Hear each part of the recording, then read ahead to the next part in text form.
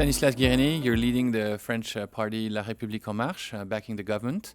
What are your lessons from the European election that just took place? Well, first of all, more people voted this time. And I think it's very important because there was a very crucial question that was asked to the European people. Do they want to continue the European project or do they want to stop the European project? And they answered very clearly. Many people answered, many people voted, yes, we want to continue the European project. This is a big victory for Europe. But people also said that they wanted some change for Europe. They wanted a political project for Europe. And that's what we proposed.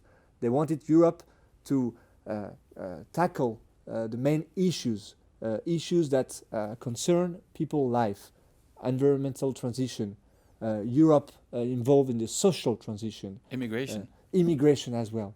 And these are the big issues in front of us. And now I think people want some results. This is why it was so important to have this start with a new team for Europe. President Macron asked for a new team for Europe. We asked for a new team for Europe. We have a new team, 2 women at the head of the most important European institutions. Mm-hmm. And this is very important. This will give us the power to change things in Europe, and this is what people expect. Do you think it was a loss for Eurosceptic, and what led to this loss of Eurosceptic? Because they had to forget Brexit, and they had to forget about Frexit, and about killing Euro. But at the same time, they have a bit more visibility in the parliament. So was it a loss for the Eurosceptic? Well, I think I can't say for France it was a loss because the Front National arrived ahead first. And let's vote, but first. Exactly. So this is never a victory to see this party that wants the end of Europe leading the European election in France. But I think the visibility of the project was less clear this time. My opinion is that their true project was Frexit. Yeah. And because they considered that it was dangerous for them to carry this project, they didn't say the truth to the people. And maybe because of that, we made a better score because they didn't carry their true project. But I want to say we need to continue this fight. And the only way to fight against populism, against extremists, is to have some results for people. Okay. This is the lack of results that led extremist party to rise these last years. And now we need, as I said, some a political project for Europe and some results for people. And like those 2 projects. So first the base, there was the Conservative, the PPE, and the Social Democrats. Now the body in the parliament is more complex with 4 dominant parties, including yours and the Ecologist Party. How do you read this base at the parliament and how it led to the top job decision as well as the top policy arising from this base? I think it's very important what occurred in the European Parliament. Now, this is the end of a system where 2 groups took every decision and took every responsibility in the European Parliament and in the top jobs.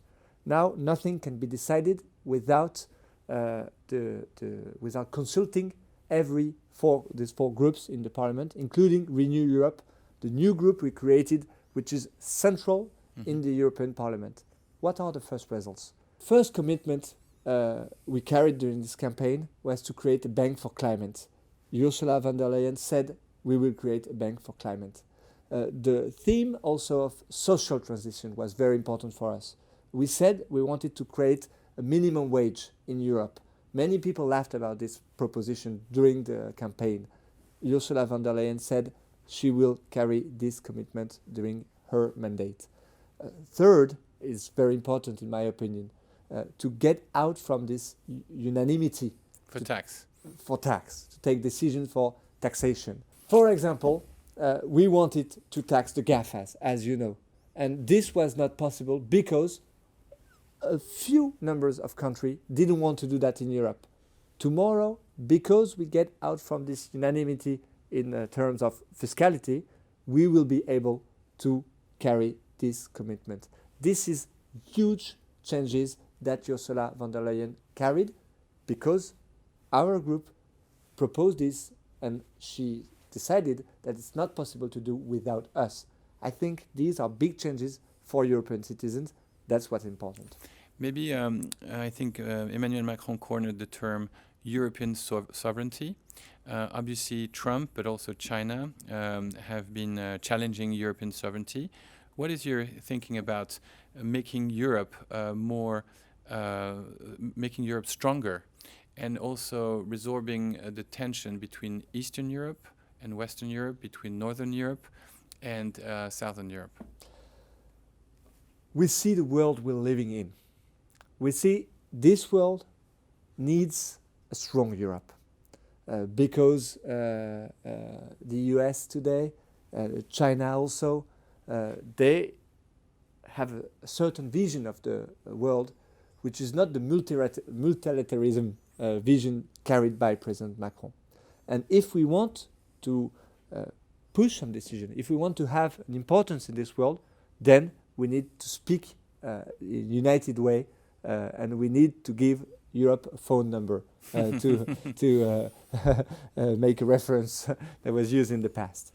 And this was not the case. This is why we need more Europe to give the world more peaceful way to exchange and to give this great idea of multilateralism some reality tomorrow.